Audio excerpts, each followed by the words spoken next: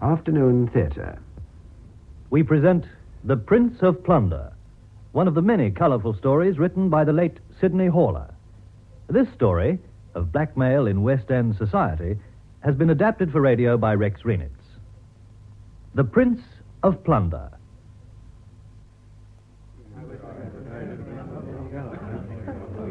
If I may have your attention, gentlemen. Thank you. What I have to say won't take long. For some time now, the Commissioner and I have been worried about the increase of blackmail in this country. As the senior officers of Scotland Yard, you're the eyes and ears of the law, so you must be aware of it. A great number of men and women have paid dearly, and are still paying in hard cash for their indiscretions of the past. Some have even been driven to take their own lives. Now, we know as a matter of cold statistics that particular forms of crime tend to come in waves, or in cycles, if you like. It may well be that this is just another cycle, that the success of one blackmailer has perhaps encouraged other people to emulate him. On the other hand, we have had a number of stories in the press lately suggesting the existence of a highly efficient organization controlled, so our Fleet Street friends would have us believe, by a person who calls himself the Prince of Plunder. You can't believe the papers, sir. You know what those boys are like to chance anything for a story. Plunder's a load of rubbish. Never heard a more unlikely story. What do you think, Clavering? Hard to say, sir. Sounds a bit fantastic, I admit. Still, there might be something in it. Oh, no. Where's the evidence? Well, there's no actual evidence, perhaps, but I've handled 3 blackmail cases in the last 12 months, and they all seem to follow much the same pattern. Exactly. Inspector Clavering's put his finger right on the vital spot. There is a similar pattern, very similar, in almost every case we've had lately. The victims have been prominent in their professions or business or society, and the information on which they've been blackmailed has come from stolen letters or documents. Yes. Indeed, there's a suggestion that servants are being paid large sums for material of this kind. Any proof of that, sir? Unfortunately, no. At the moment, it's only a theory. We've nothing tangible at all. Doesn't that bear out that it is one person, sir? Or at least one organization? How do you mean, Inspector? Well, sir, let's say there have been 20 cases. If there were 20 different blackmailers, surely at least 2 or 3 of them would have bungled the job and been nabbed. That's quite a point. As I say, gentlemen, we don't know. The Prince of Plunder may exist, or he may be a mere figment of journalistic imagination. But this current wave of blackmail does exist, and it's our job to do something about it. My job and yours, gentlemen. Yes. And the sooner it's checked and stopped, the better for all concerned. Yes.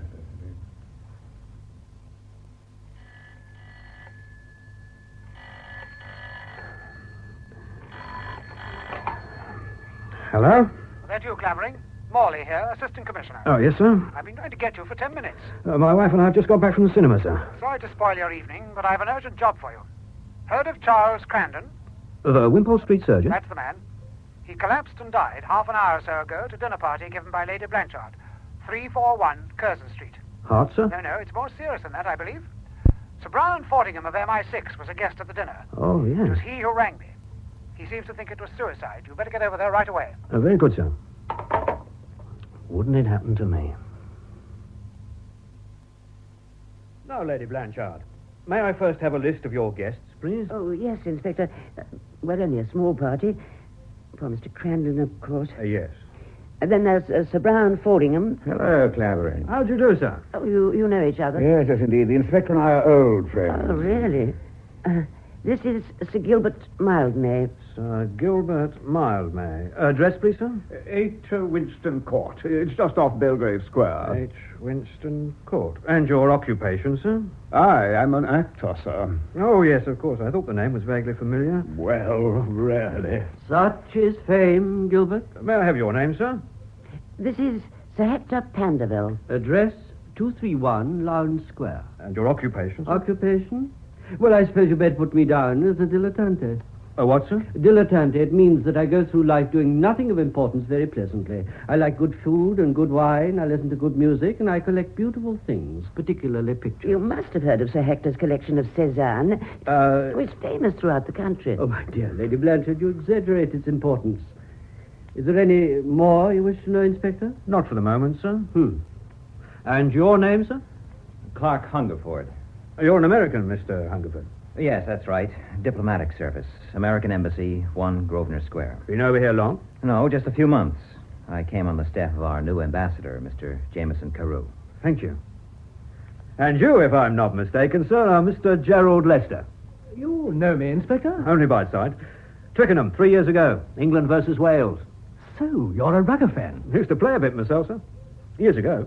I say, you're not the Clavering. Played forward for England, 35, sir. Well, you are. I'll be... Sorry, Lady Blanchard. No, sir. We must get together sometime, Inspector. We certainly must, sir. Now, may I have your address? Yes. 18 Talbury Place, Piccadilly. And your occupation? Well, I'm afraid I haven't one, really. You see, I gave into a legacy, and I... Quite, sir. I'll put you down as gentleman. Oh, thank you, Inspector. And my last guest, Inspector, is this young lady, Miss Judith Farrell. Your address, please, miss? 84 Beckwith Square, Kensington. Do you want my occupation? Yes, please. I'm a fashion artist. Thank you. And that's the lot, is it, Lady Blanchard? Yes. Well, now, Sir Brian, suppose you tell me exactly what happened. I think Miss Farrell's the one to do that. She was seated on Mr. Crandon's right. Well, Miss Farrell? There's not much to tell, really. Mr. Crandon and I were talking when the butler interrupted us and handed him a note. Just a small folded piece of paper, really. You'd better explain about that, Roberts. Yes, m'lady. It was handed to me at the front door, sir, by a person. What sort of person? Well, sir, he was a sharp-looking character, a bit of a villain, I'd say. Had you ever seen him before? No, sir. Did he say anything to you? Oh, yes, sir. What? You want his exact words, sir? If you can remember them, yes. Well, sir, he said, you've got a guide here called Crandon. And then he pushed the note into my hand and said, give him this. It's urgent and it's personal, see? And then? But then he went, sir. Would you recognize him again? Oh, it was fairly dark, sir, but I've got a good memory for faces. I think I would. Good. So you took the note straight to Mr. Crandon? Oh, immediately, sir. Thank you, Robert. Oh, right, sir. Right, well, let's get back to you now, Miss Farrell. Well, Mr. Crandon read the note and then slipped it into his pocket. Did he seem disturbed at all? Yes, very. I tried to pick up our conversation again, but he didn't seem to be listening. I turned away for a minute to speak to the person on my other side. Then I turned back just in time to see Mr. Crandon slip a tablet of some sort into his mouth. You actually saw him take something? You're quite sure? I can bear that out, Inspector. I was sitting right opposite. I saw it myself. Thank you, Mr. Lester. Yes, Miss Farrell? 2 or 3 seconds later, he gave a sort of groan and slumped forward. Perhaps I can pick up the story from there. We thought at first he'd had a seizure of some kind. 3 or 4 of us went to his assistance, but he was dead when we got to him. I realized at once he'd been poisoned. What made you think that, Sir Brian? There was a strong smell of almonds. Ah, cyanide. Yes. So instead of calling a doctor, who couldn't have helped anyhow, I rang your chief, Sir Charles Morley. So that brings us up to date, except for the note. Now, what happened to that? I took charge of it. Here you are. Well, thanks. You have until midnight to make up your mind. Sounds like a threat of some sort. My guess is blackmail. Well, quite agree with you, old man. I think I can tell you who. Indeed, Sir Gilbert? The Prince of Plunder. Oh, my dear fellow, don't be absurd. There's no such person. Well, nonsense. Of course there is. Well, how do you know? A lot of melodramatic claptrap, if you ask me. No. Don't you agree, Inspector? Well, sir, Oh, dear. I've just thought the newspapers. I suppose there's no chance of hushing this up, is there, Inspector? I'm afraid not. It's bound to come out at the inquest, if not before. Oh, dear. I don't want to be unkind, but if Mr. Crandon had to commit suicide, I do think he might have chosen elsewhere. It's so inconsiderate. I know most of the press crowd, Lady Blanchard. I'll see if I can't persuade them to play it down. Oh, thank you, Sir Brown. Well, now, I'm afraid I shall have to take formal statements from all of you. And after that, sir, are we free to go? Certainly, Mr. Hungerford. Oh, thank you. Oh, Miss Farrell, I've got my car outside. After the inspector's through, may I drive you home? Well, Oh, please. I was sort of hoping that... well, all right then. Oh, thanks a million. I've hardly had a chance to talk to you all evening.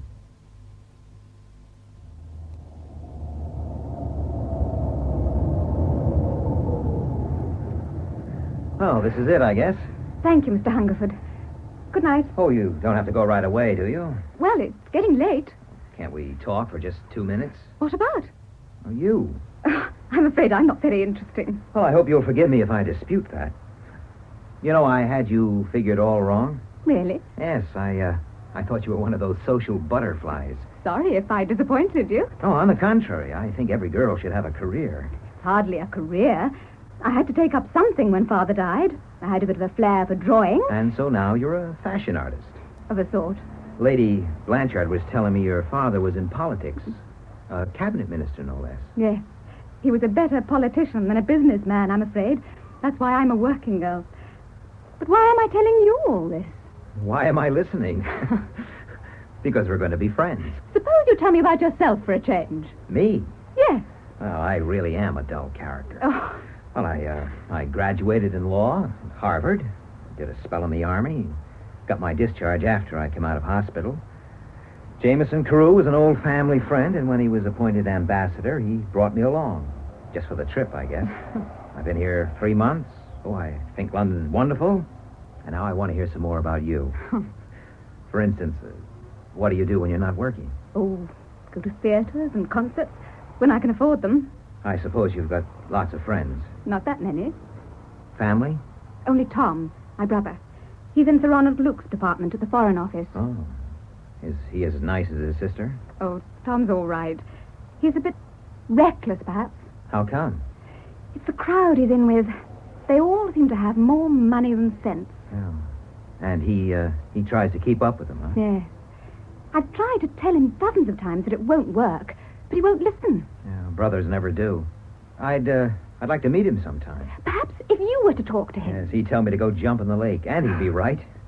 No, I just thought we might get on together. I'm sure you would, Mr. Hungerford. The name is Clark. And yours is Judy, isn't it? Yes. And now I simply must go. Good night, Clark. Good night, Judy.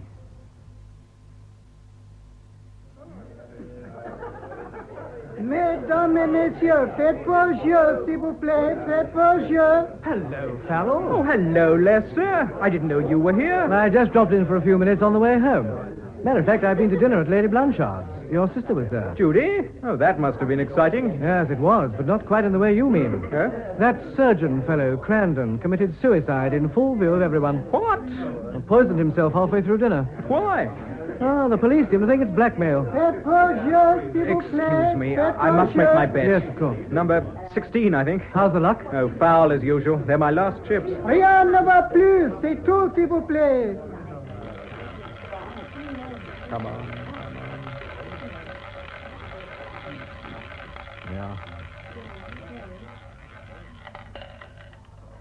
Numéro 15. Numéro 15. Well, that's that. Look, I hate to ask you, Lester. Yeah? Do you think you could oblige me with a small loan? Well, certainly, if you really want it. But it's no good pushing your luck when it's out, you know. Why don't you call it a night? Yes, but...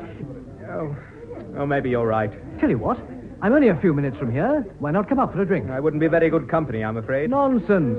I realize I've no right to say this, but you're in a bit of a spot, aren't you? I am rather. Yeah, I thought as much. It's just possible I may be able to help. Oh, that's damn good of you, Lester. Well, hang it all, we're friends, aren't we? Come along. We'll talk it over. So you think it was blackmail, eh, Clavering? It certainly looks that way, Sir Charles. Well, note, I mean, and... Well, I've been checking on Crandon's past. It's not exactly the open book one would expect of a Wimpole Street surgeon. Of course, I've no actual proof of anything, but there were 2 or 3 incidents years ago... Knowledge of which could be dangerous in the wrong hands, eh? Exactly, sir. Any leads yet? None at all, sir. The note was on cheap paper, writing obviously disguised. How about the fellow who delivered it? I've already had the butler in, going through the rogues' gallery, sir. No luck so far. Well, stick at it anyway. I certainly will, sir. Excuse me. Hello? Assistant Commissioner? Yes, he's here. It's for you, sir. Oh, thanks. Morley here. Yes? Yes? I see. Very well. I'll send a man over right away. Goodbye. Didn't you say one of the dinner guests last night was a Miss Judith Farrell? Yes, sir. Daughter of Sir Michael Farrell, the politician? That's right, sir. That was Bayswater police. They found her brother. Found him? In Hyde Park, with a bullet wound in his head and a revolver in his hand. Suicide? Looks like it. I wonder whether there could be any connection. Between this and Crandon, sir? Yes, maybe just a coincidence, of course. Probably, sir. Still, there may be a link of some kind. Exactly. Sorry to push more work onto you, Clavering, when you're up to your eyes already, but I think you're the one who should investigate this. Very good, sir. I'll get onto it right away. You can't mean it, Inspector. You can't. I'm sorry, Miss Farrell. There must be some mistake. I'm afraid not. It doesn't seem possible. Tom! No. Take it easy. I'm sorry. How did it happen? You'd better prepare yourself for another shock. I'm sorry to have to tell you your brother took his own life. But that's ridiculous. Tom wouldn't do a thing like that. I know he wouldn't. The evidence is quite clear. But... I'm sorry. If you say it's right, I suppose it must be. If it's any consolation, he didn't suffer at all. Why did he do it? Why? He was very heavily in debt, or didn't you know that? I realized he was probably living beyond his income, but I had no idea. I mean, surely for the sake of a few £100... It was considerably more than that, I'm afraid. About 3,000. 3,000? He'd been gambling rather heavily in a small club off Piccadilly, roulette mainly. How do you know all this? That's our job, Miss Farrell, to find out such things. Last night your brother was at this club. He gave the proprietor, a Greek named Pirelli, an IOU for £50 and lost the lot. Altogether, Pirelli holds his IOUs for just on 2,000. Was it in the club that it happened? No. Quite some time later. Your brother left the club with someone you know, Mr. Gerald Lester. Yes. He was at Lady Blanchard's last night. From there, he went to the club where he met your brother, persuaded him not to play anymore, and took him to his flat for a drink. He guessed your brother was in some sort of trouble and thought he might be able to help. That was good of him. Of course, he had no idea he was so deeply involved. When he learned how much it was... Tom told him? So it seems. Anyway, he realized there was nothing much he could do. He offered to lend your brother £500 if he promised not to gamble again. But your brother wouldn't accept. In fact, Lester says he rather resented the offer. Knowing Tom, I imagine he would. I'm surprised he discussed his affairs at all. It's quite unlike him. You know how it is, Miss Farrell. Sometimes you've just got to get a thing off your chest. Anyhow, it did no good. He left Lester's flat about 1 o'clock. And after that? We can only guess his movements from then on. Somehow he must have got hold of a revolver. The doctor thinks death took place about 3 a.m., so I imagine he probably walked in the park for a couple of hours and then decided the only way out was to end it all. And you say he didn't suffer. What about the mental agony he must have gone through in those 2 hours? And all the misery over the past weeks and months. I know, Miss Farrell. It's an old story, of course, but always a tragic one. Believe me, I can't tell you how sorry I am. Thank you, Inspector. Do I have to identify him or anything like that? Mr. Lester's already done that. I'm sure the coroner will accept his identification. The coroner? Of course. There'll have to be an inquest, won't there? Yes, it's fixed for tomorrow morning. There may be no need to call you, but I'm afraid we shall want you there in case. All right, Inspector. I understand.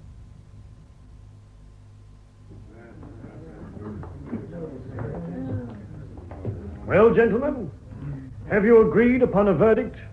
Yes, sir, we have.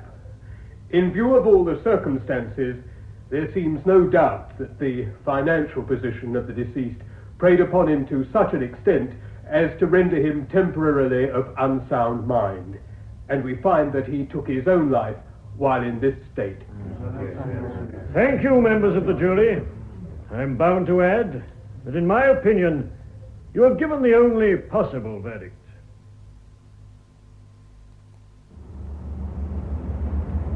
Ah, there you are, Miss Farrell. Can I drop you anywhere? Oh, good of you to offer, Mr. Lester, but... No, please. My time's my own. It's no trouble. Well, in that case, thank you. Splendid. Now, where to? I think I may as well go back to work. Where's that? Buckler and Smart's, Regent Street. You wouldn't perhaps care to have a spot of lunch first? If you don't mind. All right, I quite understand. Bucknell on Smart it is. Miss Farrell, I'm sure you don't want me to make all the conventional noises of sympathy, but may I just say one thing? Of course. Tom was my friend. I did try to help him. I know that, and I'm grateful. I'd like to think of you as my friend, too. So if there's anything I can do at any time, any little thing at all, please don't hesitate to say the word. Thank you. And having got that off my chest, let's say no more about it.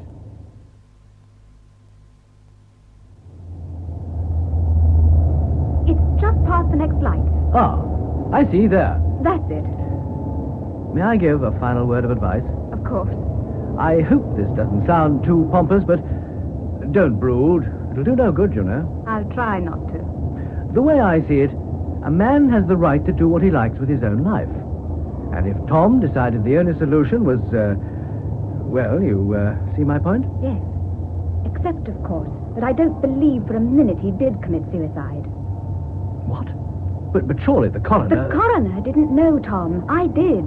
Even so, the evidence... I realize he was in a jam, but he'd have stuck it out somehow. Whatever else he may have been, he wasn't a coward. I understand how you feel, but if you'd seen him when he left my flat, he was really desperate. All the same, he didn't take his own life. I'm convinced of it. Then, forgive me asking, how did he die? I believe he was murdered. Murdered? By whom? I don't know. For what reason, then? I don't know that either. But I'm going to find out if it takes the rest of my life.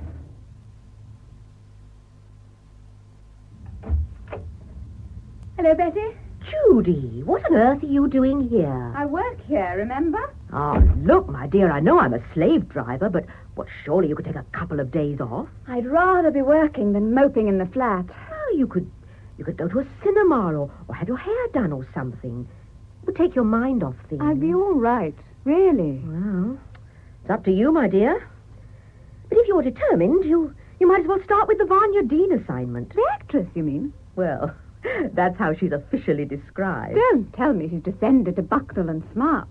What have we got that Dior hasn't? A credit account, dear. She's been resting these last 3 months. And I shouldn't imagine she'd get much out of that current boyfriend of hers, Ronnie Luke. Sir Ronald Luke? He was Tom's chief.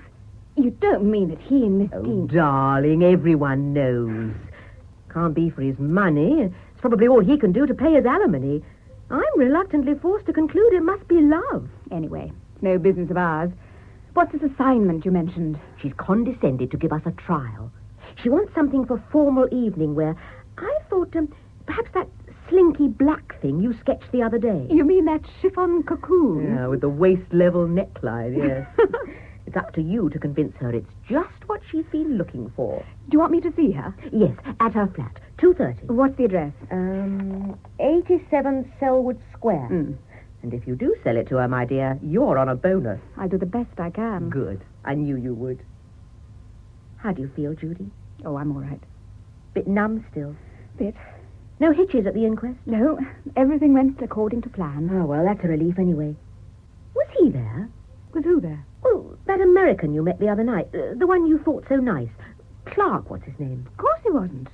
Why should he be? Oh, if I were in his shoes, I know I'd have been.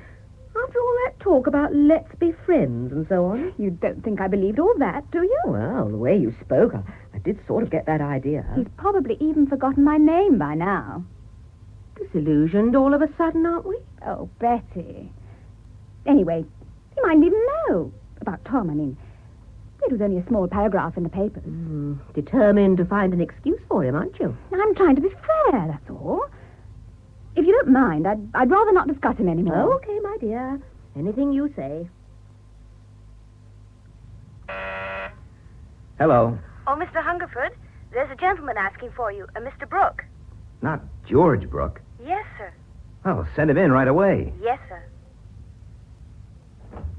George, you old son of a gun. Hello, Clark. Of all the people in the world, I've been looking for you ever since I got to London. I've been away. I figured you must be dead or something. Gosh, how long has it been, George? Oh, it must be nearly 3 years. Yes, I guess it must be. How long have you been in England? I got in this morning. And you came to see me right away? I just had a yen to gaze on that ugly mug of yours again for 5 minutes. How's the embassy job going? Oh, fine. Quite the big diplomat now, eh? Well, I'm learning as I go along. But what about you, George? Back in City Street? In a way. How do you mean? Military administration? Not exactly. Okay, if it's some sort of secret. Well, between ourselves, and I mean between ourselves. Yeah. I'm a sort of cloak and dagger boy. Secret Service? Something like that. Boy, do you have all the luck. And here's me wearing striped pants and going to garden parties. What do you do? Oh, we managed to fill in time. At the moment, I'm looking for a man. Who? I don't quite know. I think his name's Lurtz. Oh, what do you want him for? Murder. Oh, I thought that was for the cops. No, not this kind. It was one of our own fellows. Chap named Gatacre. Sort of private and personal, huh? Very. He got on the trail of some racketeers who were buying stuff in a big way, steel and alloys and so on, and smuggling it behind the Iron Curtain through dummy companies in Switzerland. Yes, I'd heard that kind of thing was going on. Anyway, the caretaker disappeared, and a day or so later, his body was washed up on the rocks near Antibes. And you figure the guy who did it is here in England? Yes. Well, let's hope you find him. Say, George, now, this calls for a drink. Let's go.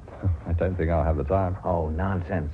Listen, I'm an honorary member of a club just around the corner. All the best people. It'll only take 5 minutes. Well, just the one, then.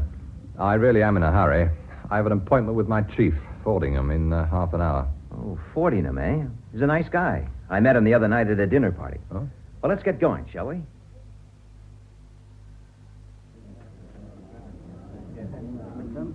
Just one more drink, George. No, really. I must fly.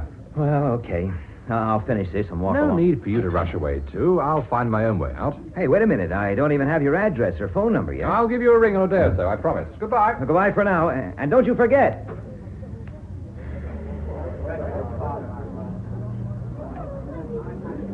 Be or not to be, that is the question. Lost in thought, Mr. Hungerford? Oh, hello, Sir Gilbert. Hello, Mr. Hungerford. You remember Sir Hector Pandervell, of course. Well, yes, certainly. How do you do, sir? Gilbert has a theory that no man should drink alone. Bad for the soul, he says, not to mention the morale. You mind if we join you? Oh, not at all, sir. May I order for you? No. We already have our drinks. Well, you've quite got over that extremely nasty experience of the other night, I trust. Oh, sure. Lady Blanchard was right, you know. It really was most inconsiderate of Crandon.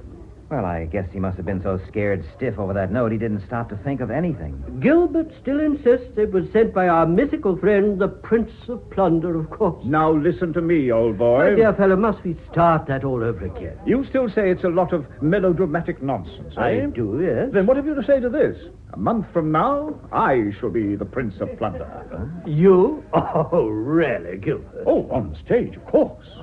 Oh, he won't actually be called the Prince of Plunder, but same sort of character, you know, master blackmailer and so on. Well, far be it from me to teach you your business, Gilbert, but are you being wise? Daddy Hector, I've been in the theatre 35 years. I should know a good part when I see one. You always take a perverse delight in missing my point. I'm simply saying that you've built your reputation on sympathetic roles. An actor must be versatile, my dear boy.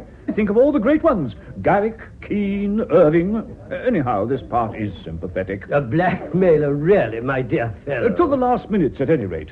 Well-known social figure, wealthy, bachelor, hordes of friends, and so on. Without wishing to be immodest, that seems a fair description of myself. I trust he isn't by any chance also an art collector. No, here's the wonderful payoff, old boy. He's an actor. Well, dammy, a successful blackmailer would need to be a pretty good actor, wouldn't he? Well, it's a point, of course, but... I'm telling you, it's the best part I've had for years. It'll put me right back on top. Well, you know your own business best, I suppose. Oh, by the way, Mr. Hungerford. Yes? You remember meeting a Miss Farrell at Lady Blanchard's, I dare say. I certainly do. Unfortunate about that brother of hers, wasn't it? What was that, sir? Oh, my dear boy, haven't you heard? No, not a thing. I knew she had a brother, of course. Tragic business. He committed suicide. Shot himself. Are you sure, sir? Well, of course, it was in all the newspapers. I didn't see it. Oh, just a paragraph. I think the inquest was this morning. Gosh, poor kid. Well, if you'll excuse me, gentlemen, I'd like to go and phone her right away.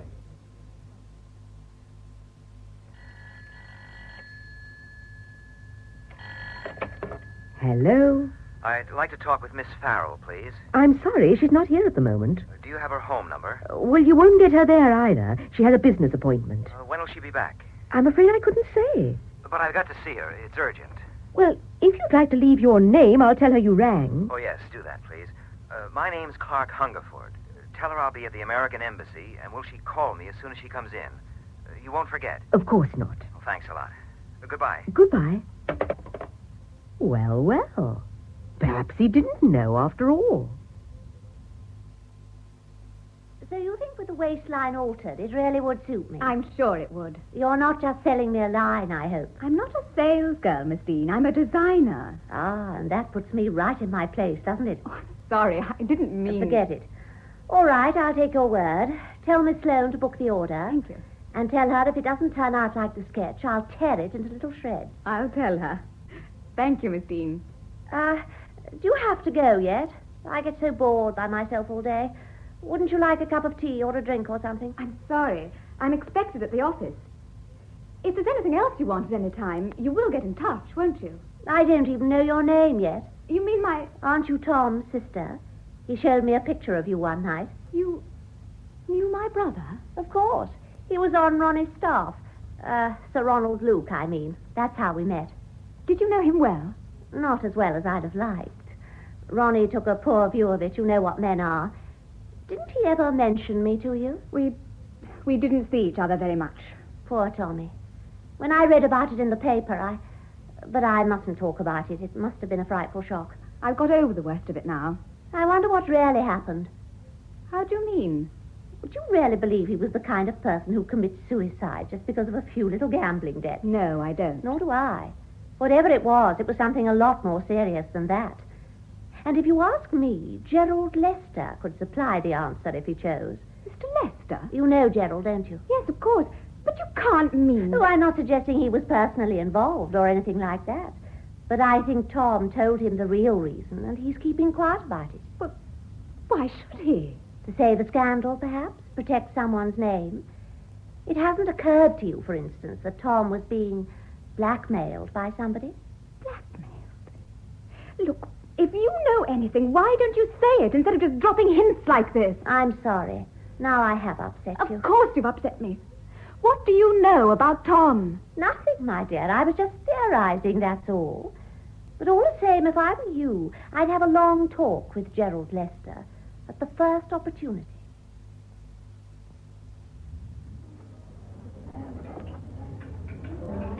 Would you like a liqueur, Judy? No, thank you. It is all right to call you Judy, I hope. Yes, of course. So you think I didn't tell the police or the coroner the whole truth about my talk with Tom? I can't help feeling there must have been something else. You still think he was murdered? Yes. Well, perhaps you're right. Then you do know something. Not exactly, but... Oh, good evening, Hungerford. Good evening. Hello, Miss Farrell. Good evening. I hope I'm not butting in, but I saw you across the room and thought I'd step over for a moment. Have a drink? Oh, no, thanks. I can't stay. I'm dining with Mr. Carew. Oh. Miss Farrell, I called you up today, but you weren't in. Really? I got no message. Didn't you? I left one. I just wanted to say... Well, you see, I'd just heard about your brother. I'm terribly sorry. Thank you. If there's anything I can do any time, you will let me know, won't you? Of course. Well, I guess I'd better be getting back to my table now. Good night. Good night. Nice fellow, Hungerford. Yes, I suppose so. You were saying about Tom. Oh, yes. I received a rather strange letter this afternoon. Oh, dash, I left it at my flat. What sort of letter? It was anonymous. I can't remember the exact wording, but it said that if I wished to know the secret of Tom's death, I should advertise in the personal column of the Times next Monday, fixing an appointment to meet a person called the Watchman. What an extraordinary thing. But why pick on you? Well, I suppose it's because Tom and I were friends. Would you like to see the letter? I would, rather. Let's finish our coffee, then. We'll go to the flat. That's strange. I left it here in this bureau. I'm sure I did. Perhaps it's in one of the drawers. I don't think so, but we'll soon see. No. Not there. Amos! It must be somewhere about. You called, sir? That letter I got this afternoon. The one delivered by hand, sir? Yes, I left it here on the bureau. Have you moved it? No, sir. Has anyone been here since I left? Oh, only the man to inspect the telephone, sir. Inspect the telephone? What was wrong with it? Well, I don't know. He said there'd been a complaint. Well, certainly not from me. Was he alone in this room at all? Well, yes, sir. For a few minutes. Thank you, Amos. Well, you don't think, sir, that... All right, Amos. Yes, sir. Very good, sir. You think someone came here to steal the letter? Sure, seems fairly obvious. You mean... I mean, the man who wrote the letter and I won't be the only ones who'll turn up. There'll be a third person. Someone who's determined I shan't learn the truth about Tom. In that case, you'd better not make the appointment. Why not? I shouldn't want you to run any risks on my account. It wouldn't be fair. Fair? Oh, I'd do anything for you, Judy. Anything at all. That's very kind of you, but... Don't you realize what I'm trying to tell you? Don't turn away, Judy, please. I've got to say this. I know it's neither the right time nor the right place, but when I first met you... Oh, there's the doorbell. Oh, never mind about that. Please listen to me, Judy. I'm so head over heels in love that I can't... You mustn't. Please, let me go. No! Be kind to me, Judy. Please. Hey, what goes on here? Clark! What the devil are you doing here? This happens to be my flat. And this young lady you've been mauling around happens to be a friend of mine. Get out, or I'll throw you out. Brother, you asked for it. Come on, Judy, let's beat it. I hope you realize... Look, are you going to go quietly, or do I have to carry you You've out? absolutely no right. Okay, let's go. Put me down! Put me down! Stay here, put me down! Well, the point is, Sir Brian, that if... Excuse me, Brooke. Fordingham here. No, I'm engaged at the moment. I can't talk to anyone. I'll ask him to ring me again in 10 minutes, will you? Right. Well, sorry about that. Now, Brooke, you were saying? I was saying I saw Lurtz last night. You did? I think it was Lurtz. He sprang out from a doorway and tried to knife me. We had a bit of a scuffle, then he landed me one on the jaw and ran for it. Did you get a good look at him? That's the trouble. It was dark, but I'm pretty certain it was him. So, you were right about his being in London. And about him killing Caretaker. How do you make that out? He must know I'm after him. And he must know why. Otherwise, why would he try to murder me? Yes, it's a reasonable thesis, but it's still not proof, you know. Oh, I'll get proof all right as soon as I can lay my hands on him. Need any assistance? No, thanks. This is personal. Yes, I see your point. Well, anything else you want to discuss while you're here? Just one thing, Sir Brian. Yes? Apart from you and myself, who else knew Caretaker was on this mission? No one. Well, that's to say no one but the PM and Sir Ronald Luke. Luke, eh? Yes, the whole inquiry originated through him, at least through his department. I've been hearing one or two stories about Sir Ronald. Oh? How long has this affair of his been going on with that actress, Vanya Dean? About 7 or 8 months, I believe. Anything known about Miss Dean? What do you mean, departmentally? Yes. Good Lord, no. Ever had her investigated? Certainly not. It might be worthwhile, you know. Why? Well, it can hardly be Luke's appearance that attracts her. It certainly isn't his money. And 7 or 8 months is quite a long time. Yes, Miss Dean? Yes. Yes, we'll send them round. Thank you very much. Goodbye. You've done it, Judy. She's not only taken the black dress, but she wants us to prepare sketches of 3 others. Well, you might try to look a little pleased about it. Sorry. What's the matter? Oh, nothing. Oh, come on, darling. What would you think if you were... Well, if you were with someone and someone else burst in and knocked him down and then flung you over his shoulder as though you were a sack and carried you out? Is that what happened? I've never been so humiliated in my life. It's a good sign when they're prepared to fight for you. It shows they mean business. But he lied to me, too. He said he tried to get in touch with me yesterday. Oh, so he did. Oh, didn't I tell you? No. It was while you were at Vanya Dean's. Oh, I must have forgotten. Oh, Betty, how could you? I'm sorry, now darling. You've ruined everything. Oh, baloney. All you've got to do is ring him up and tell him. Oh, I couldn't. What's his number? I don't know. Well, we'll soon find. American Embassy. It must be in the book. Hello, this is Clark Hungerford. It's Judy speaking. Judy. I just rang to, apologize for last night. Apologize? What for? I behaved rather badly. Oh, now, wait a minute. I was the guy who behaved badly. No, it was my fault. You see, I was hurt that I hadn't heard from you. But I did call you up. Honestly, I did, Judy. I know. The person who took the message forgot to tell me. I've only just found out. Oh, you must think I'm terrible. No, I don't. I think you're okay. Then is it all right? Of course. About hitting Lester on the chin, I mean. You'll have to make your peace with him about that part of it. Sure, I'll do that. I'll phone him right away. Oh, and, Judy? Yes? What are we going to do tonight? Well, you are free, I hope. Yes. Okay, how about dinner someplace, and then maybe a theater? That sounds wonderful. Right. Be ready at 7. I'll be there on the dot. Bye now.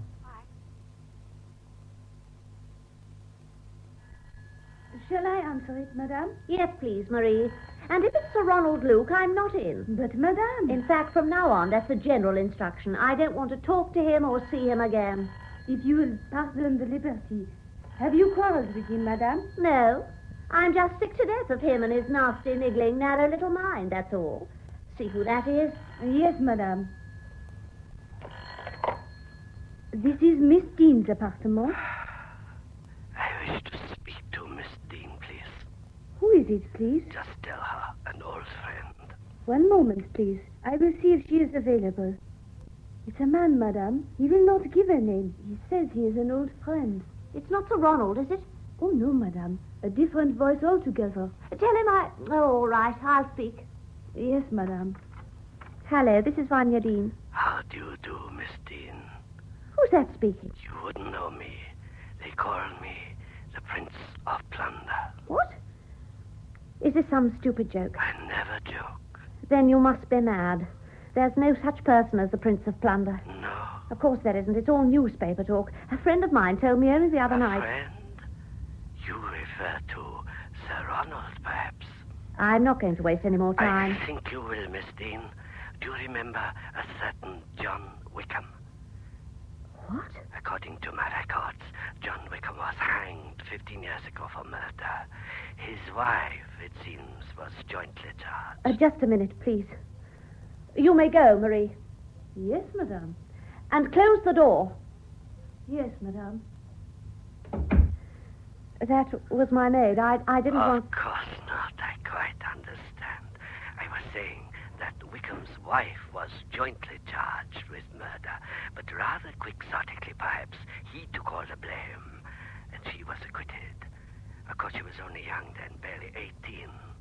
I wonder how many people realize that Martha Wickham, who let her husband hang to save her own skin, is today the famous actress Vanya Dean. I know the evidence was against me until John spoke, but I had nothing to do with it. You've got to believe me. Of course I believe you, but would others, do you think? Your friends, the management for whom you work, your public? Oh, why should they find out? I might find it necessary to make known the facts in the public interest, you understand. Unless, of course. What do you want? Money? You may as well know at once. I haven't any. Your money doesn't interest me in the least. What do you want then? It's more service. What? You are friendly, shall we say, with Sir Ronald Look of the Foreign Office. I was, you mean? When did you break with him? Well, I haven't actually yet, but... Splendid. Then he still believes you're in love with him. Well, I think even anyone as stupid as Ronnie must guess I've been cooling off lately. It will be your job, Miss Dean, to correct any such false impression. But... Now listen. Today, Luke received a confidential report from MI6 regarding certain companies registered in Switzerland and trading with countries in Eastern Europe. I want that report. You mean I... It's Luke's custom to study reports of this nature at night in his flat. All you have to do is to find out whether he's done so with this particular report, and if so, where he keeps it. What could be simpler? Suppose he won't tell me. That's up to you. I'll phone you again tomorrow. I'll do the best I can. I'm sure you will, Miss Dean. Goodbye. Hello? Hello? Marie? Oh, damn the girl. Marie! Yes, madame? Get me a drink and make it strong. Yes, madame. Shall I see who it is? Oh, never mind, I'll answer it. Hello? Is that you, Vanya? Oh, Ronnie, darling. I've been hoping you'd ring. I feel as though I haven't seen you for ages.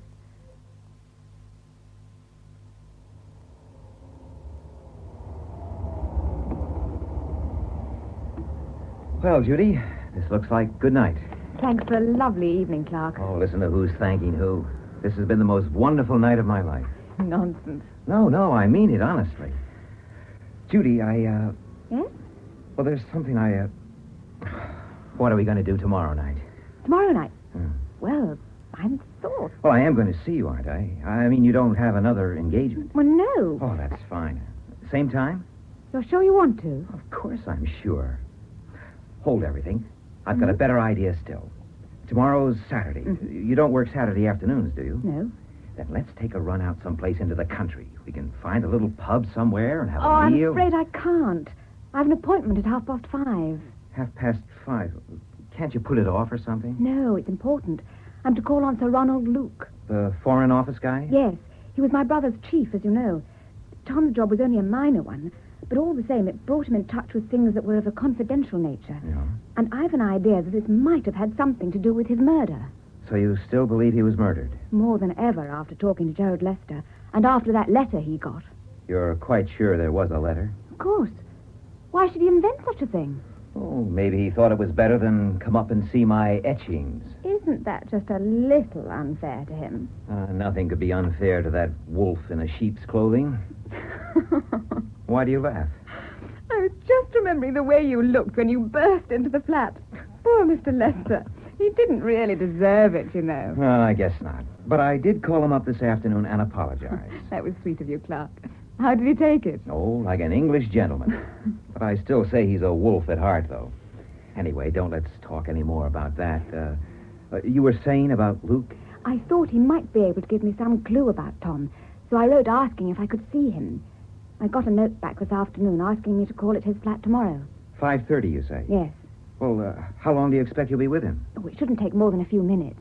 Well, how about if I pick you up there at, say, 20 to 6? We'll have a drink at Tony's bar, and then decide what we're going to do. Is that a date? It's a date. Good night, Clark. Good night, Judy.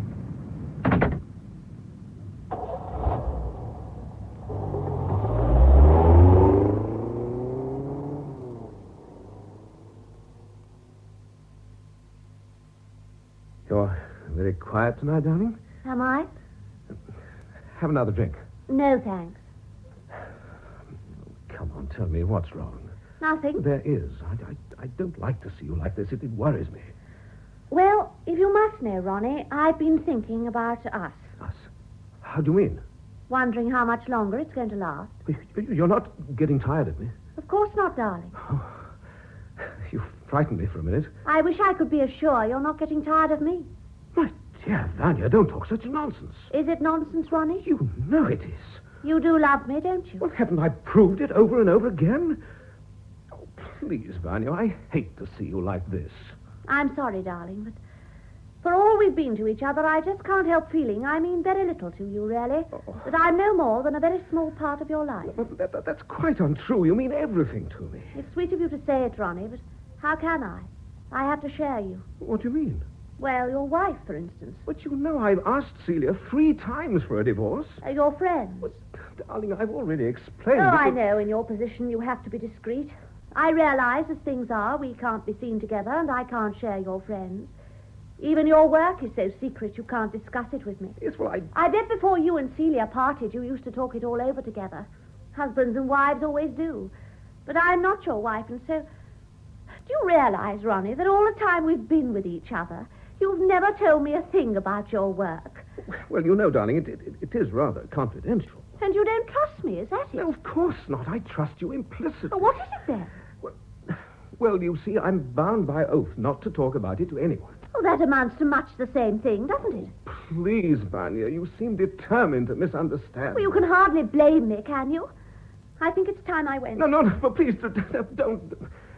What can I say to prove to you that... Does it matter? Of course it matters. You want proof. Very well. You shall have it. Look.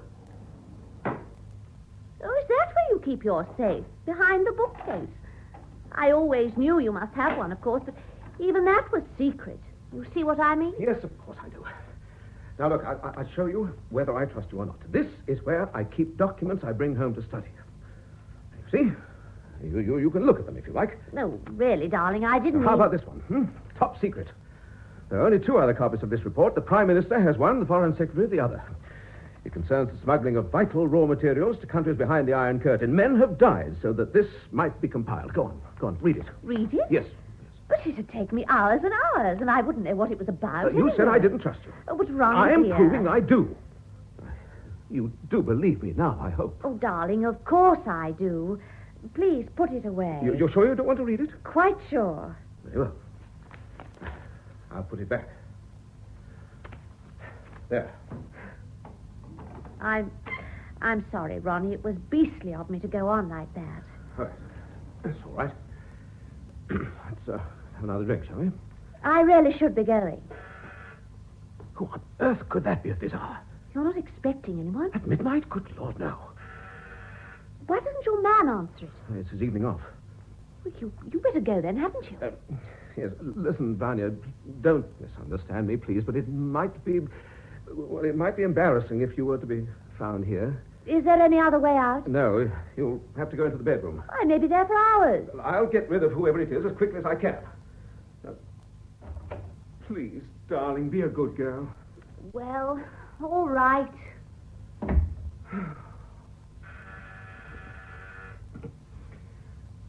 All right, all right. I'm coming. Oh, it's you, Fordingham. Good evening, Luke. Sorry to trouble you at this late hour, but may I come in? Well, yes, I suppose so. Thank you. Are you alone? Yes. Quite sure? What do you mean?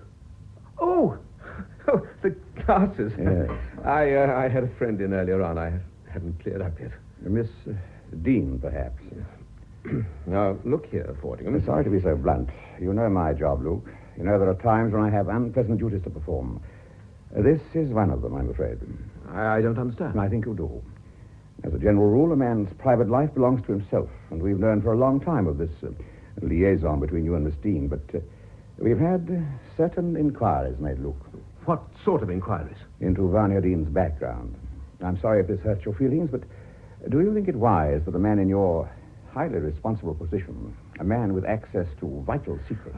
Get out of here. Oh, for heaven's sake, Luke, don't be a complete fool. Get out, I said. So that's your answer? Yes. Very well, but don't say you weren't warned. Now, don't bother, I'll let myself out.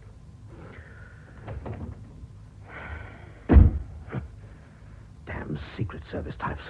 All the same. Well, that's just about the limit. Huh? Practically accused me of being a spy. Now, Vanya, wait a minute. Well, that's what it amounts to, doesn't it? You might at least have defended me. But I did. I always knew you were spineless. Oh, Vanya. How could you have stood there and let him say those dreadful things? This is the end, Ronnie. Vanya, please. No, wait, please. Wait, listen to me. Good night. Oh, Vanya. And goodbye. Oh, Vanya.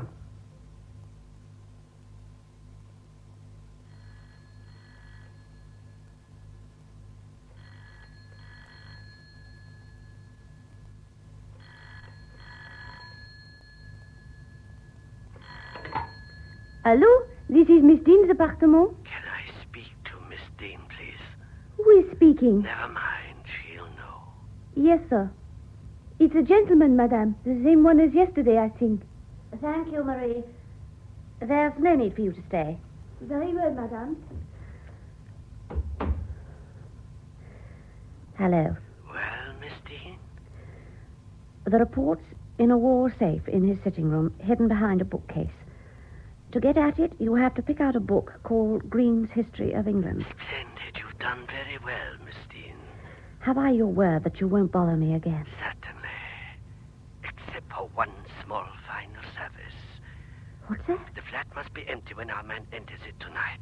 We shall rely upon you to arrange that, please. But I can't. Why not? After I'd learned about the report, Sir Ronald and I quarreled. I told him I never wanted to see him again. That's unfortunate. You'll have to find some way to patch it up, I'm afraid. But I couldn't. I mean, after all the things I said... Clever and beautiful woman can do anything when she tries. That's all very well. You will make sure that the flat is empty at 11 o'clock tonight. How you do it is your own concern. Goodbye, Miss Dean.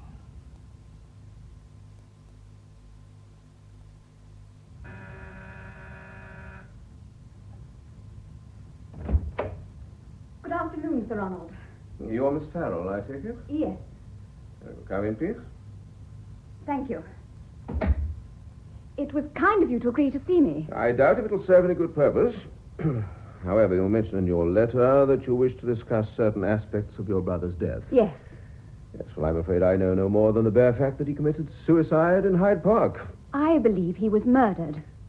But surely the gun was in his hand. It could have been put there by whoever killed him. But if it wasn't suicide, who did kill him? And why? That's what I'm trying to find out, Sir Ronald.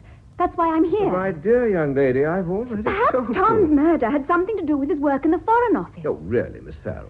Somebody may have tried to force him to reveal secret information, and when That's he quite refused... impossible. Your brother at no time had access to our secret files, nor even to our confidential files. He was a very junior employee. I know that. You but- have my assurance that nothing like that could have happened. Well, if you say so. You knew Tom well, Sir Ronald. Did he ever mention to you that he was in trouble of any sort? Apart from financial trouble, I mean. I make it a rule never to discuss personal affairs with my staff. Then you can't help me at all. I'm afraid not. I must apologize for having wasted your time. Not at all. Goodbye, Miss Farrell. Goodbye, Sir Ronald.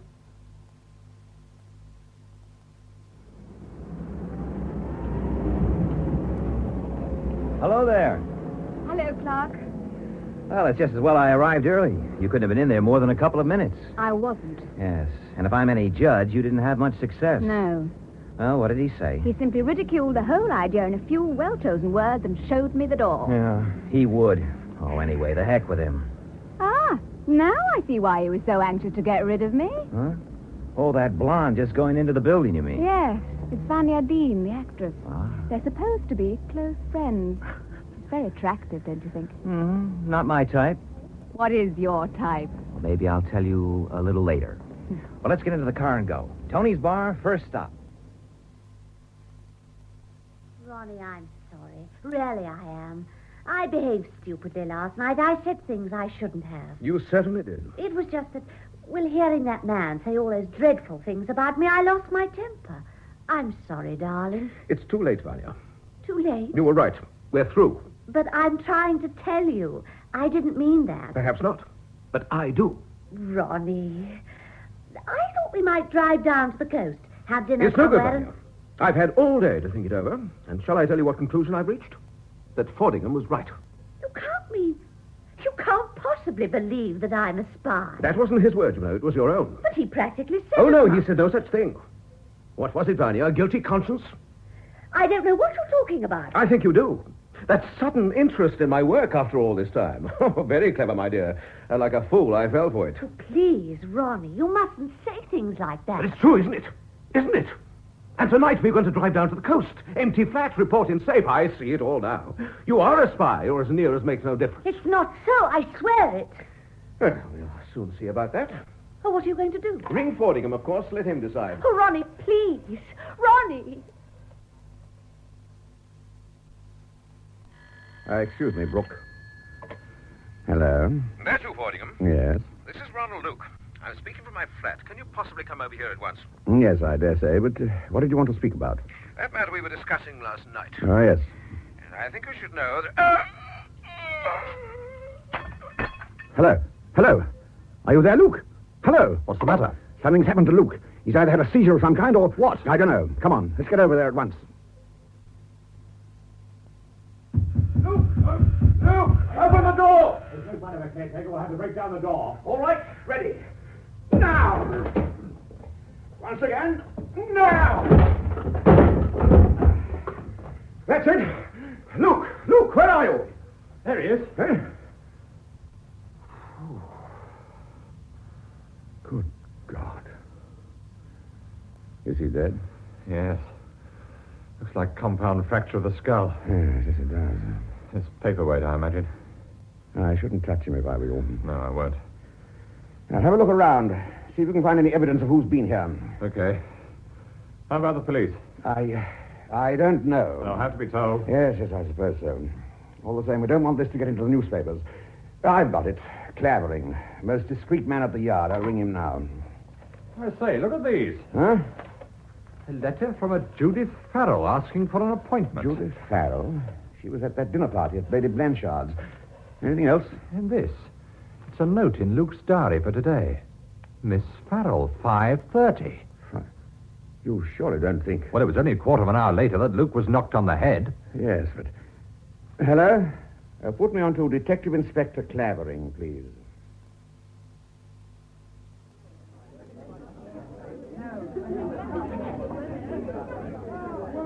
Signor Hungerford, what can I get for you in the signorina, please? Champagne cocktails, Tony, and make 'em good. Si, signore. Very good. Champagne? Are we celebrating something? I hope so.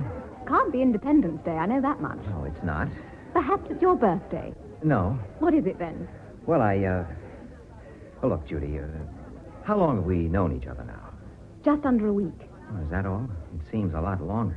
I'm not at all sure you're being complimentary. Oh, no. I didn't mean it that way. I meant, well, for so short a time, we've gotten to know each other pretty well, don't you think?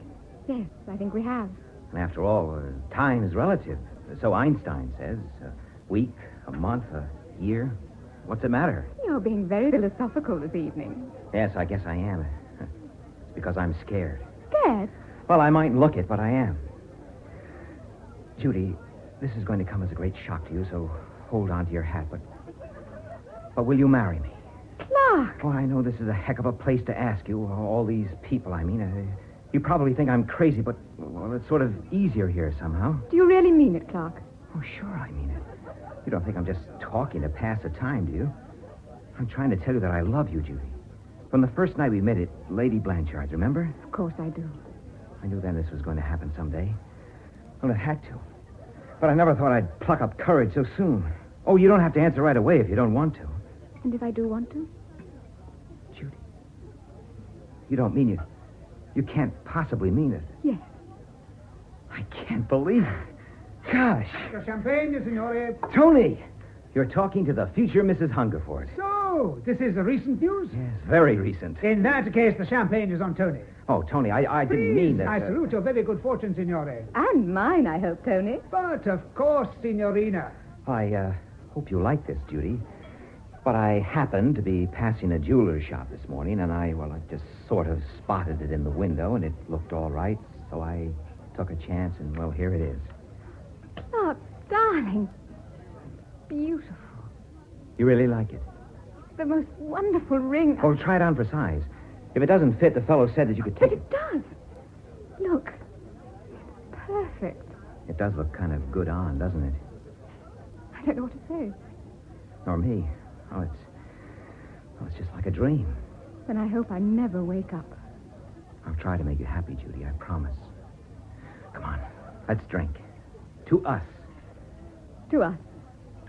Well, hello, you two. Oh, hello, Mr. Lester. Hello, Gerald. I should hold my head in shame, I know, but as we've already all apologized profusely to each other on the Oh, phone... come on, forget it. Have a drink. Oh, thanks, but I'm expecting friends any minute. Oh, we insist, don't we, Judy? Emphatically. As a matter of fact, you're just in time to congratulate us. Oh. Look. Isn't it beautiful? Well, this is really something. I hope you realize, Hungerford, you're straining friendly Anglo-American relations a bit far. How come? I should be madly jealous.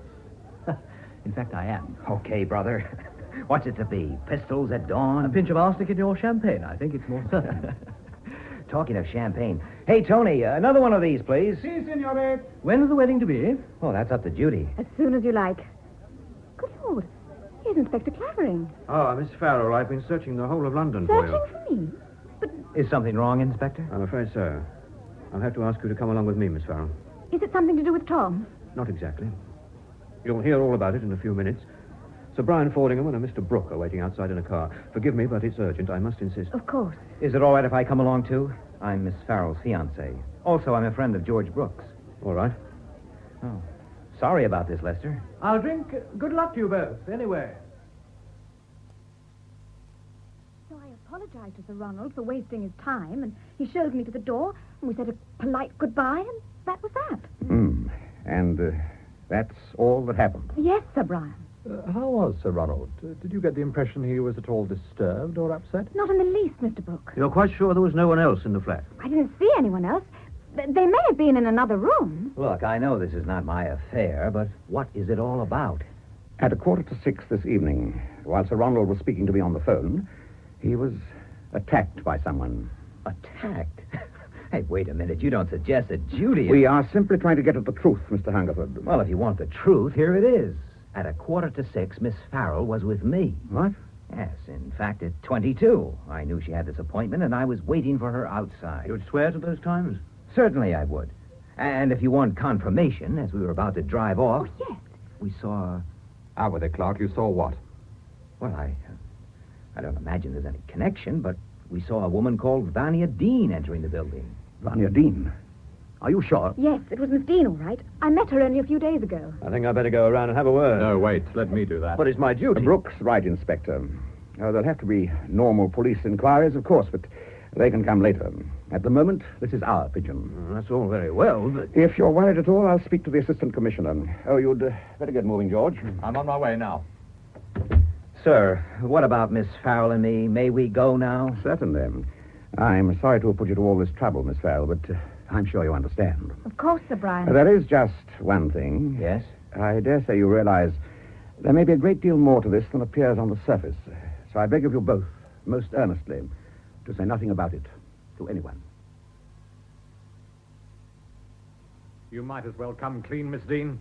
We know you entered the building at 20 to 6. We know you went to Luke's flat.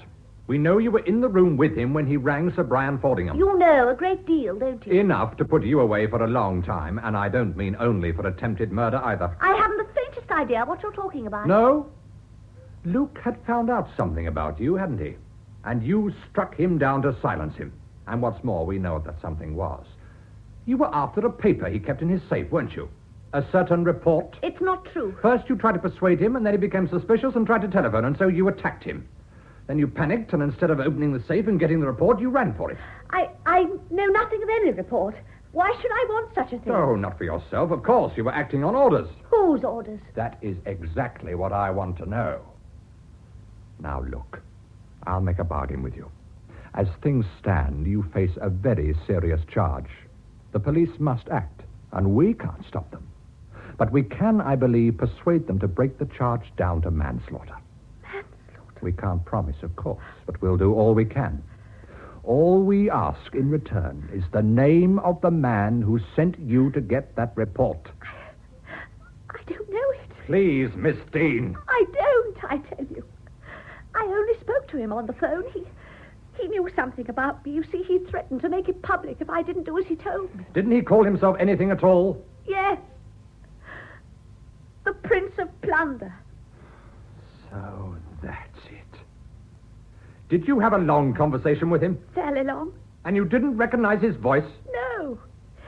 He had a foreign accent. It may have been assumed, though, because once or twice it did sound vaguely familiar. Who did you think it may have been? But I wouldn't like to say. I may be wrong, and besides, he threatened me. I'm afraid. We'll give you all the protection you need. Now, come on, Miss Dean. Who was it? Well, it sounded to me rather like a man I've met called... Oh! Miss Dean. Monsieur, I heard a noise. Madame! Your mistress has been shot. Shot? From somewhere in that opposite building, I imagine. No. Phone for a doctor at once. I'm going across to look for whoever did it. I'll be back as soon as I can. And you found no one at all? It was an empty building. There were plenty of footprints in the dust, of course, but that's all. Whoever fired the shot must have made a pretty swift getaway. And when you got back to the flat, Vanya Dean was dead? Yes. A doctor had just arrived, but he was too late. You found nothing in the flat? Not a thing. I didn't expect I would. So we're no further forward at all. On the contrary. All we have to do now is to find the man who calls himself the Prince of Plunder. If he exists. Oh, he exists, all right. Scotland Yard's been on his trail for months. How can we succeed where they've failed? We happen to know something the Yard doesn't. What's that? That he's not only a blackmailer, but also the man behind this international smuggling racket. Yeah? Which means we also know one of his associates is my old friend Lurtz. Lurtz? In fact, I wouldn't be surprised if it was Lurtz who fired the shot that killed Vanya Dean. And I'll tell you something else. I've a hunch that young Farrell's death is tied up in this somewhere. You're doing a lot of guessing, Brooke. Well, what's wrong with an occasional guess, sir? So long as it's right. Anyhow, it's good enough for me. I'll see you later. Where are you going now? To look for Lurtz. Of course, I don't know what your ideas are about a honeymoon, darling, but I figured it might be sort of nice to go back home. To America, you mean? Yes, you could meet my folks. I think that's a wonderful idea. They could come over for the wedding, I suppose, but, well, if we're going to be married next month, it mightn't be so easy for Dad to leave his business so soon. Excuse me, sir. You haven't forgotten our coffee, have you, waiter? No, sir. It will be here in a minute. You are Mr. Hungerford, aren't you, sir? Yes? I've been asked to give you this note. Who by? I couldn't say, sir. It was left with the commissioner. Oh, thanks. Thank you, sir. Who can this be from? Who'd know we were dining here tonight? It's from George Brooke. Oh. Listen to this, Judy. I just unearthed some important information about the death of your fiancé's brother. Clark! Gone? I have an appointment now, but if you can be outside Holborn Tube Station at 11 o'clock, one of our fellows will pick you up and take you to where I am.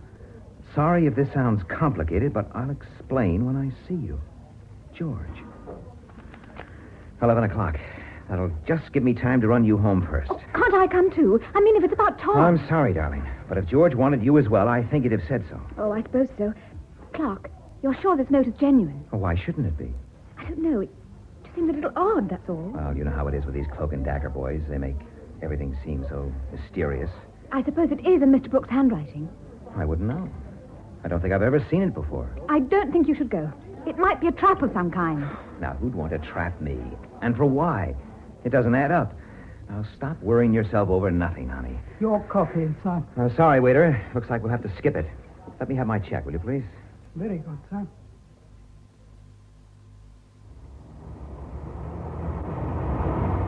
Mr. Hungerford?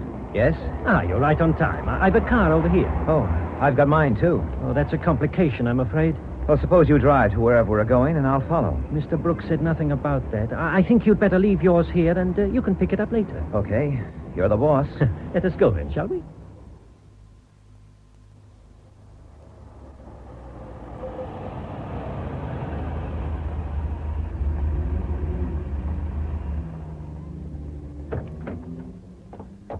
Is this the place? Yes. Will you follow me?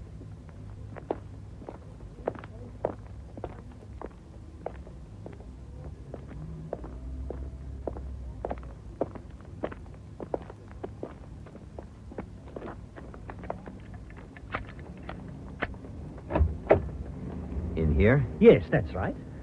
Look, I'm not quite sure. Nice work. Let's shut the door. Right. What are we going to do with him? Help me drag him over here. Right. We'll tie him to this chair.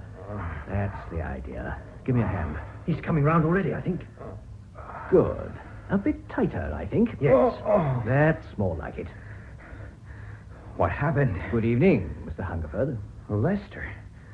But I thought I was... Going to meet your friend Brooke. Exactly. I'm sorry, but one has to resort to a little subterfuge now and then. I don't get all this. Then I shall do my best to enlighten you. My colleague, Mr. Lurtz here, first suggested he should lie in wait for you as you were going home. He's a very good shot, is Mr. Lurtz, and I'm sure he'd have done an excellent job, but there was a risk and he might have failed. I didn't fail with the Dean woman, did I? Or with Gatacre? I don't question your efficiency for a moment, Lurtz, but this way is better. You see, if a man's to die, it's better he should know why. Don't you agree, Mr. Hungerford? Or don't you follow me yet? I follow you, all right. Good.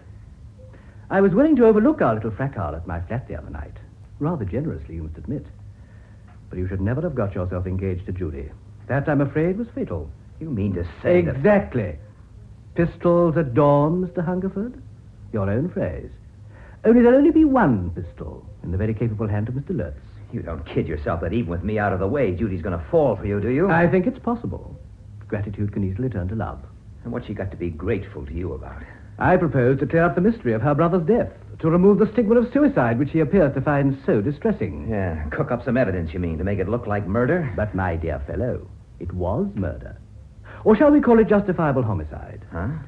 Young Farrell was very foolish. He was heavily in debt, and I offered him money in return for copies of certain documents in the possession of his chief, Sir Ronald Luke. It seemed a fair enough bargain to me. It would, to you. But far from being grateful, he called me a number of unpleasant names and threatened to expose me. So you killed him, huh? He left me no choice, I'm afraid. And how do you figure you're going to sell the police a story like that without implicating yourself? That's quite simple. I shall implicate you. When your body's found, there'll be certain papers in your wallet which will make it quite apparent you've been using your position at the embassy to obtain and pass on information to certain people in Switzerland. Oh, you're crazy if you think anyone's going to believe that. Come to think of it, you're crazy anyway. No! Oh. Never say that again. You're crazy. Crazy. Crazy. Get him, Lutz! Right. No, you don't. George! All right, Lutz, when you the gun, drop it. Boy, am I glad to see you.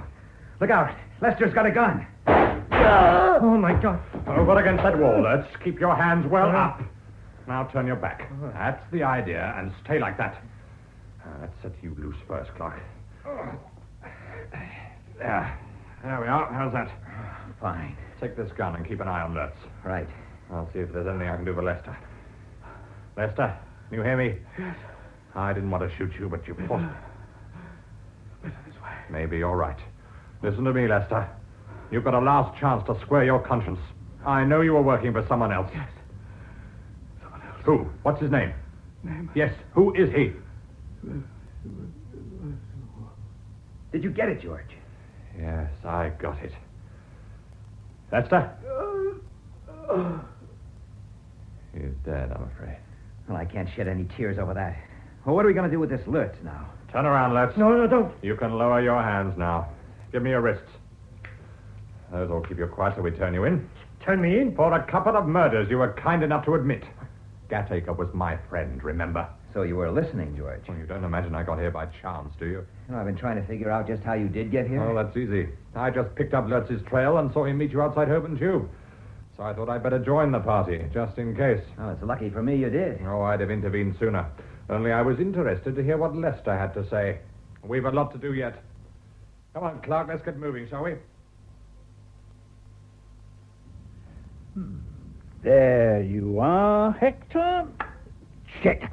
Oh, I believe you got me, Gilbert. I can only go there. Of course I've got you, dear boy, right where I want you. There. Mate. Yes, not very good at chess, are you, Hector? Oh, my dear fellow, it ill becomes a winner to gloat. Oh, bad loser, eh? Not at all. I think I'd better go. Nonsense, it's early yet, just after midnight. It's all right for you actors, natural night birds, all of you. What you need, old boy, is another whiskey. Now, say when. Oh, really, Gilbert? Just a small one, please. What's the good of a small one? Here, have a real snorter. You're obnoxiously hearty tonight, I must say. Why not? God's in his heaven, and all's right with the world. I detest heartiness. You know what's the trouble with you, Hector? Liver, not enough exercise. Now, take me, for instance. Beg pardon, sir. Oh, what is it, Jameson? 2 gentlemen have called, sir. At this hour? Who are they? Mr. Brooke and a Mr. Hungerford, sir. Hungerford? Our young American friend. Naive, but rather charming. Oh, yes, that chap, yes. Well, damn it, what can they want? Oh, ask them in, Jameson. Very good, sir. Now, if you'd rather not stay, dear boy. No, not at all, not at all. Mr. Brooke, Mr. Hungerford. Evening, Hungerford. Good evening, sir. Good evening, Sir Hector. Oh, delighted to see you again, young man. I'd like to introduce a friend of mine, Mr. George Brooke. Sir Gilbert Mildmay. How do you do? Sir Hector Panderville. How do you do? Well, now then, gentlemen. Drinks? No, thanks. Not for me. You'd better do the talking, George. Bless my soul, this all sounds very serious. It is, I'm afraid, sir. First, let me explain. I'm a member of what's commonly known as the Secret Service. One of Fordingham's boys, eh? Yes. How interesting. Do go on, Mr. Brooke. Recently, while he was investigating a certain smuggling activities on the continent, a colleague of mine was murdered. I traced his killer, a man named Lutz, to England. In the course of my inquiries, I discovered that the man behind the smuggling racket was the blackmailer known as the Prince of Plunder. One up to me, Hector. Didn't I always insist there was such a man? Assuming we can accept Mr. Brooke's story, of course. You can accept it, all right, sir. As you can guess, this Prince of Plunder is a man of considerable social standing. Over the years, he's kept diaries of these activities, and as a result, he's been in a unique position to extract blackmail. Normally, he's worked through what one might call a chief of staff, a man you both know. Who the devil's that? Gerald Lester. Lester? Really, Mr. I Brooke? can't believe it. There must be some mistake. We've had his confession, Sir Gilbert. You mean he's under arrest? Lester is dead. Dead? And this man, what did you call him? Lutz? He's in custody on 2 charges of murder. Tell me, Mr. Brooke, as a matter of curiosity, in his confession, did Lester name the man he worked for? Yes. That's how we found the diaries. We've been doing a little burgling, strictly illegal, of course. Where about? 231 Lowndes Square. 231... Why, damn it. Exactly, Gilbert. My address. But, You seem to have done very well, Mr. Brooke. Allow me to drink to your success. Grab that glass, Clark. Right. Give me Let me go. You'll break my arm. You got it, George. Yes. Oh, you I thought so. Will someone please tell me what this is all about? You weren't quite quick enough, Sir Hector. I saw you drop the tablet in the glass. There'll be no easy way out for the Prince of Plunder. Not you, Hector. Surely not you. My dear fellow, don't look so surprised. After all, you're not the only good actor in the world, you know. If you're quite ready, Sir Hector, shall we go? In The Prince of Plunder, adapted by Rex Reenitz from the novel by Sidney Horler, Sir Hector Panderville was played by James Thomason, George Brooke by Clifford Norgate, Sir John Mildmay by Godfrey Kenton, and Clark Hungerford by Edward Bishop. Elizabeth Cassie played Judy, Diana Payan, Betty, Hector Ross, Sir Brian Fordingham, Edward Kelsey, Inspector Clavering, Ian Cooper, Sir Charles Morley, Rosemary Martin, Vanya Dean, John Bentley, Sir Ronald Luke, Griselda Harvey, Lady Blanchard, Peter Tuddenham, Gerald Lester, Anthony Brothers, Lurtz, Robin Brown, Tom Farrell, Cordelia Mansell, Marie, Ian Ricketts, the croupier, Anthony Higginson, Jameson, and Kim Grant, Lady Blanchard's butler. The Prince of Plunder was produced by David Geary.